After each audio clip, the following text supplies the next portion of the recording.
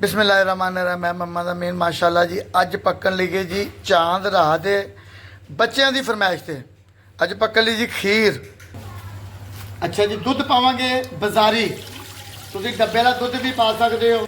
ਅਗਰ ਤੁਸੀਂ ਚੈਨਲ ਨੂੰ ਲਾਈਕ ਸਬਸਕ੍ਰਾइब शेयर भी करो। मलाई लावांगे बिस्मिल्लाह माशाल्लाह। देखे मलाई यार आपने क्या खाना है?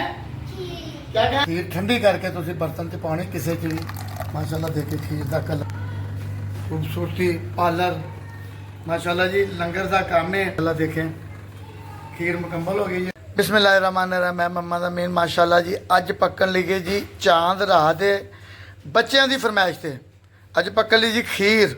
ਸਿਰਫ ਸਾਦਾ ਸਿੰਪਲ ਜੀ ਖੀਰ ਕਿ ਐਡਾ ਕੋਈ ਲੰਮਾ ਚੌੜਾ ਕੰਮ ਨਹੀਂ ਹੈਗਾ। ਪੂਰਾ ਪ੍ਰੋਸੀਜਰ ਦੱਸਦੇ ਨੇ ਜੀ। ਅਸੀਂ 2 ਕਿਲੋ ਦੁੱਧ ਲੈਣ ਦਾ, 100 ਗ੍ਰਾਮ ਚੌਲ ਭਿਓ ਦਿੱਤੇ ਨੇ, ਲੈਚੀਆਂ ਨੇ, ਬਾਜ਼ਾਰੀ ਖੀਰ ਹੈ ਤੇ ਚੀਨੀ ਹੈ। ਤੇ ਅੱਲਾ ਖੈਰ ਕੀਤੀ ਜੀ, ਸ਼ੁਰੂ ਕਰਨੇ ਆ। ਅੱਲਾ ਖੈਰ। ਅੱਛਾ ਜੀ, ਦੁੱਧ ਪਾਵਾਂਗੇ ਬਾਜ਼ਾਰੀ, ਤੁਸੀਂ ਡੱਬੇ ਵਾਲਾ ਦੁੱਧ ਵੀ ਪਾ ਸਕਦੇ ਹੋ। ਲਿਹਾਜ਼ਾ ਮੈਂ ਬਾਜ਼ਾਰੀ ਦੁੱਧ ਦੀ ਬਣਾਉਣ ਲੱਗਾ। ਬੜਾ ਆਸਾਨ ਜੀ, ਸੌਖੀ ਜੀ ਰੈਸਪੀ ਤੇ ਸਾਦੀ ਜੀ ਰੈਸਪੀ, ਈਦ ਦਾ ਤੋਹਫਾ। ਅੱਛਾ ਜੀ, ਸਭ ਤੋਂ ਪਹਿਲੇ ਚੌਲ ਪਾਣੇ ਆ ਜੀ। ਹੁਣ ਇੱਕ ਅੱਧਾ ਘੰਟਾ ਚੌਲ ਭਿਓਏ ਸੀ, ਇਹਨਾਂ ਨੂੰ ਅਸੀਂ ਕਰਾਂਗੇ ਗ੍ਰੈਂਡ। ਜਿਵੇਂ ਜੂਸਰ 'ਚ ਕਰ ਲਓ, ਤੁਸੀਂ ਜਿਹੜੀ ਮਰਜ਼ੀ ਚੀਜ਼ ਦੇ ਵਿੱਚ ਕਰ ਲਓ ਅੱਛੇ ਤਰੀਕੇ ਨਾਲ। ਅੱਛਾ ਜੀ, ਦੁੱਧ ਗਰਮ ਹੋ ਗਿਆ, ਕੋਸਾ ਕੋਸਾ ਹੋ ਗਿਆ ਤੇ ਉਬਾਲਾ ਆਉਣ ਵਾਲਾ ਤੇ ਤੁਸੀਂ ਨਾਲ ਹੀ ਇਹਦੇ ਜਿਹੜੇ ਚੌਲ ਗ੍ਰੈਂਡ ਕੀਤੇ ਨੇ ਉਹ ਅਸੀਂ ਪਾਣੇ ਨੇ ਤੇ ਹਿਲਾਈ ਜਾਣਾ।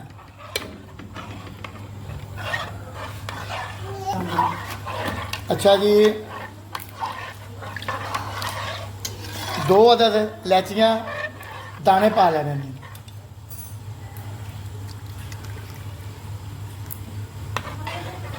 ਇਹਨਾਂ ਦੇ ਬੀਜ ਪਾਣੇ ਨੇ।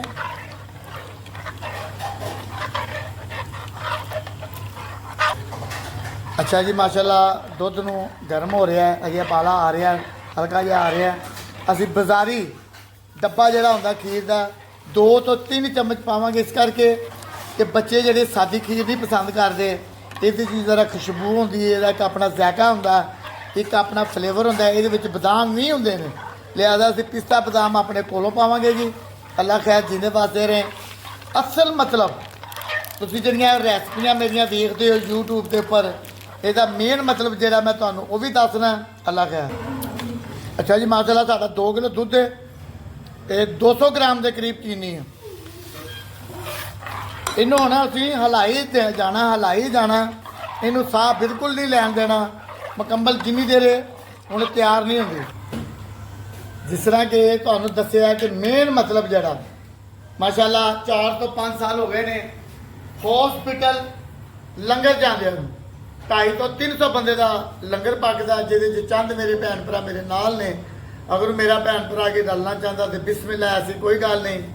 ਅਗਰ ਤੁਸੀਂ ਚੈਨਲ ਨੂੰ ਲਾਈਕ ਸਬਸਕ੍ਰਾइब शेयर भी करो ਤੇ ਤਾਂ ਵੀ ਅੱਲਾਹ ਤਾਲਾ ਤੁਹਾਨੂੰ ਖੁਸ਼ ਰੱਖੇ ਕਿ ਤੁਹਾਡਾ ਅੱਜ ਇੱਕ ਲਾਈਕ ਕੀਤਾ, ਆਉਣ ਵਾਲੇ ਵਕਤ 'ਚ 10 ਬੰਦਿਆਂ ਦੀ ਤੁਸੀਂ ਰੋਟੀ ਦਾ ਵਸੀਲਾ ਬਣ ਸਕਦੇ ਹੋ।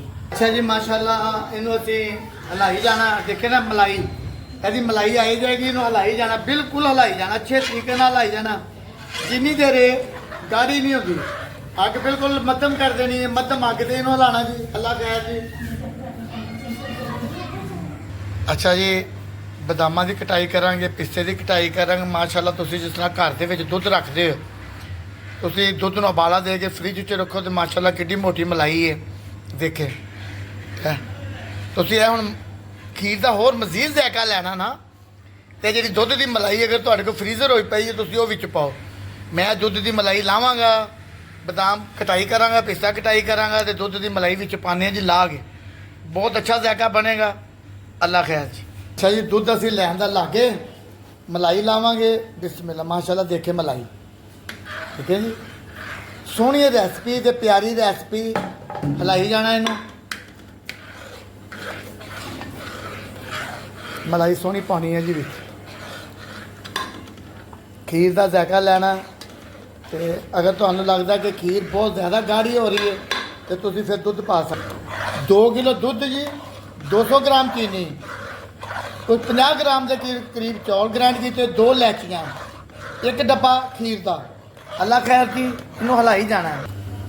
ਅੱਛਾ ਜੀ, ਬਦਾਮ ਕਟਾਂਗੇ, ਕਟਾਈ ਕਰਕੇ ਇਸ ਤਰ੍ਹਾਂ ਤੁਸੀਂ ਸਾਬਤ ਵੀ ਪਾ ਸਕਦੇ ਹੋ, ਮਗਰ ਜੋ ਕਟਾਈ ਕਰਕੇ ਮਜ਼ਾ ਹੈ, ਸਾਬਤ ਉਹ ਮਜ਼ਾ ਨਹੀਂ ਹੈਗਾ।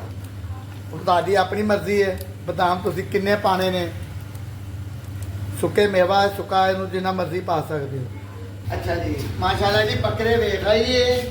अनिया, आपने क्या खाना है? क्या खाना है? खीर पक रही थी। मेमे किधर है? बाहर है। अच्छा जी, माशाल्लाह खीर तैयार हो गई। सिर्फ थोड़ी जी कसर है। चूल्हा असी बिल्कुल दाने की लाड़ से कर देना। हल्की अग ते थोड़ी जी जीर पकानी है। अपना मिठा तुसी चख सकते हो। इनू ठंडिया करके तुसी किसी बर्तन के विच कढना।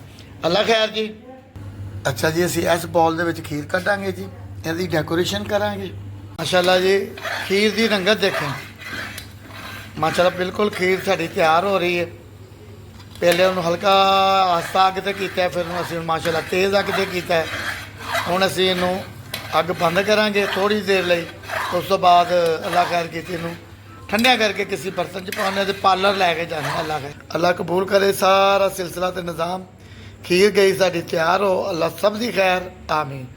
अच्छा जी, माशाल्लाह खीर ठंडी करके तुसी बर्तन च पानी किसी च भी। माशाल्लाह देखिए खीर का कलर बहुत प्यारी खीर बनी है जी। अच्छा जी, डेकोरेशन करनी है, खूबसूरती पार्लर। माशाल्लाह जी, लंगर का काम है।